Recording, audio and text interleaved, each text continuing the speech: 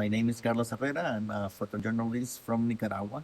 I study in Managua in Central American University, and I study social communication.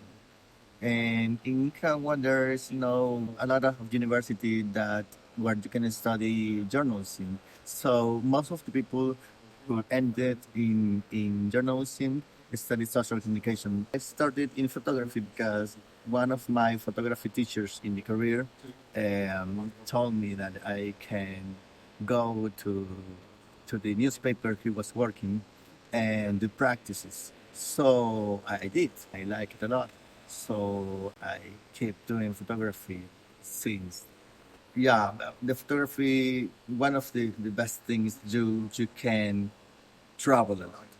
Yeah, as a photography. So even inside Nicaragua, I went to places that I possibly uh, never be if I wasn't a photojournalist. And to get to know people, that's I think what I like most. This question is kind of related. So, like, how do you always know where like something is happening? For example, like the funerals of the victims. So when you're working in journalism, you have to have sources. So there's people that are in the place where things are happening. Just told they can call you or text you, uh, um, and then you know where to go. And also, the media, the newspapers, have teams to like to are checking online or checking WhatsApp groups or checking sources every time, so they know what is happening all the time. What is like the most challenging part about being a photographer for you? So I have to talk about the exile because of my work in Nicaragua, where I was documenting the repression of the government. Uh, I ended in exile, so I live now in San Jose, Costa Rica as a refugee.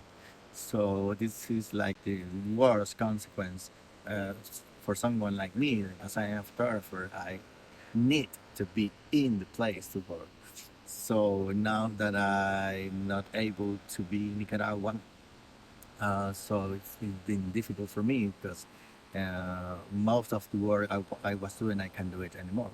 I really felt like the responsibility to be there, and I always was thinking about the kind of violence that the government was was making, and I thought, what about if we weren't there?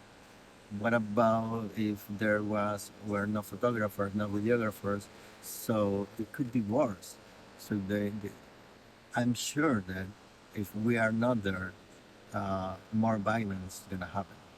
At what moment precisely did you decide to leave Nicaragua? So when we saw that I could get arrested, so I decided to leave the country. Do you think like being a photographer has changed the way you see the world? Definitely. I think if I wasn't a photographer, I never met so many people. I never met the reality of so many people. So I think we're in touch. We're more closely to the reality, to the less fortunate people in the country. So most of the people, they just live their lives and they don't really know what is happening in the most uh, poor part of their countries.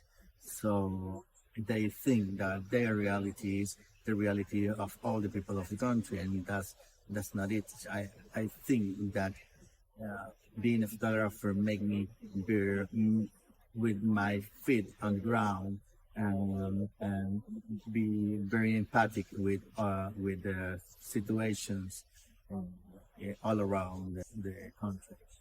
I founded a media called Divergentes. It's divergentes.com. And it's a digital media, and we do like investigation, in-depth journalism. So I I do less photography than before, but I keep collaborating with Divergentes and with international media.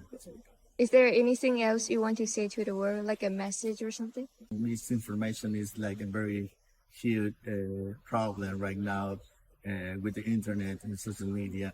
So I want to tell people that they should look for really good sources to get information and to be always well informed. My name is Carlos Herrera. I'm